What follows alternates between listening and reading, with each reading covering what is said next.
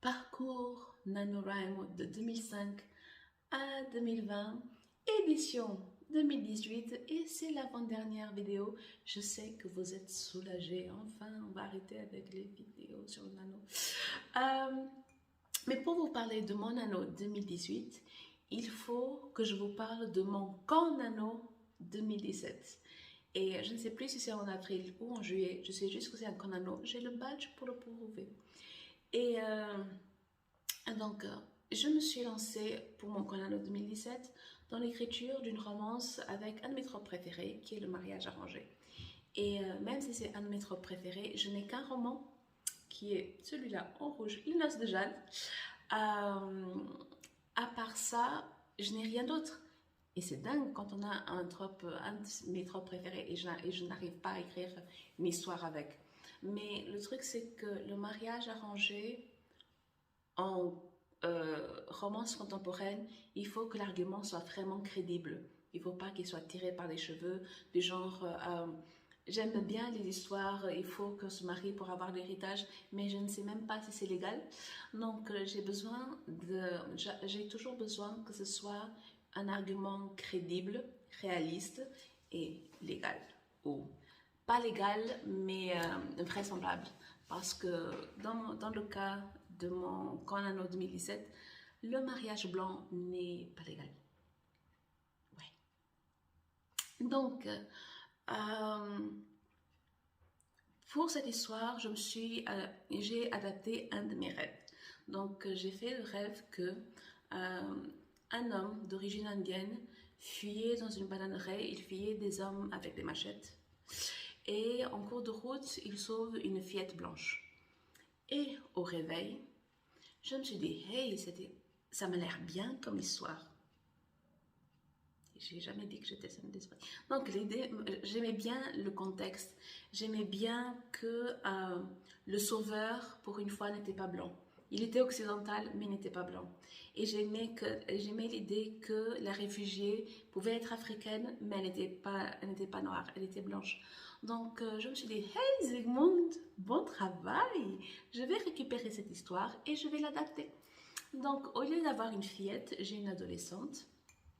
Et pour avoir cette guerre civile qui éclate, sans les machettes, quoique, pour avoir cette guerre civile qui éclate et pouvoir manier les événements comme j'en avais besoin, j'ai créé un pays de la taille du Rwanda, une petite enclave entre l'Afrique du Sud et le Botswana que j'ai appelée Afrique australe. Parce qu'on est pragmatique et vu qu'il y avait déjà un pays qui s'appelle Afrique du Sud et un pays qui s'appelle République centrafricaine, je me suis dit qu'Afrique australe, ça passe. En tout cas en français, parce qu'en anglais, Afrique australe et Afrique du Sud, c'est le même mot. Donc en anglais, j'ai un autre nom, mais voilà. Et donc j'ai créé ce pays pour le faire éclater, donc pour y créer une grande guerre civile, tiens, pour tuer des gens. Les points karma au début de cette histoire. Donc, et ça m'a permis qu'au début de la romance, au moment où elle commence, Abby, mon héroïne, qui est réfugiée, elle n'est pas réfugiée. Le réfugié, c'est un statut particulier. Elle bénéficie d'une protection subsidiaire. Et à la fin de ses études, elle va devoir rentrer en Afrique australe. Mais ça fait des années déjà qu'elle est en France, qu'elle vit dans la famille de Chandra, le reporter. Mais elle ne veut pas rentrer. Elle en fait des cauchemars. Mais il n'y a pas de raison administrative pour qu'elle reste. J'en connais rien. Il n'y a pas de raison administrative pour qu'elle reste. Donc, la solution, pas légale, c'est le mariage blanc. Et le candidat involontaire, c'est Chandra. Donc, Chandra et Abby se marient. Au départ, c'est un mariage blanc, c'est un mariage arrangé, mais yeah. Donc, au départ, cette histoire n'est que... c'est un one-shot. Donc, j'ai créé un pays, mais je l'utilise presque pas. Je m'en sers juste comme un fond parce que 99% de l'histoire se passe à Paris. Et j'ai laissé reposer, tout va bien. Mais en 2018, j'ai commencé à enchaîner des lectures où on nous vendait des héroïnes fortes. On lisait ça dans les résumés, c'était le premier chapitre. Mais dès le deuxième chapitre, ça partait en cacahuète. Parce qu'elle n'était pas si forte que ça, parce qu'elle était facilement manipulée par le héros, parce qu'elle était sexuellement manipulée. J'ai horreur de ça. Euh, Parce qu'elle flanchait, parce qu'elle n'arrivait plus à réfléchir dès elle était en sa présence. Je me suis dit, oui, quand on est une femme forte, on peut avoir ses vulnérabilités, on peut avoir ses faiblesses, mais quand même un peu de, euh, comment on appelle ça, Euh, un peu de caractère, je sais pas, un peu de personnalité. Il faut, je sais pas, il me manque le mot, mais je trouvais que c'est trop basique. Ça devenait trop basique et ça m'énervait. Donc, je me souviens, j'étais encore à Rwanda. J'ai pris le bloc-notes de mon père et j'ai commencé à noter tous les comportements que je ne voudrais pas que mon héroïne forte ait ou tous les comportements qu'elle devrait avoir. Donc, bien sûr, il y avait elle ne flanche pas devant le héros. Elle s'en fout que c'est un alpha. Donc, j'avais besoin d'une héroïne qui fasse le poids face à un héros alpha. J'avais besoin d'une héroïne qui tienne tête, qui pouvait accepter que le héros était séduisant, par exemple, mais ce n'était pas une raison pour laisser son cerveau prendre des vacances. Vous voyez? Donc, j'avais pris ces notes-là et je me suis dit, mais quelle est l'histoire que je peux raconter pour montrer une héroïne de ce genre-là? Et, euh, et en 2018, je suis allée, en début 2018, je suis allée à une veillée funèbre avec mon grand frère. Et il y avait une femme, elle était petite. Et quand je dis, et le côté d'être petite son importance parce elle a eu une course-poursuite en pleine ville, à Luanda. Euh, et elle était toute petite dans une tout-terrain ou un tout-terrain, dans un tout-terrain, parce qu'en Angola, la voiture habituelle, normale, c'est un tout-terrain du genre, les Italiens, ok, mais vu l'état des routes, il faut que, voilà.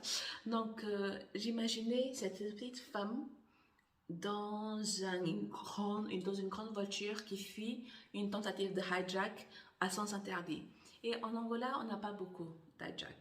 Il peut y avoir de la violence, mais le hijack est un sport national en Afrique du Sud presque.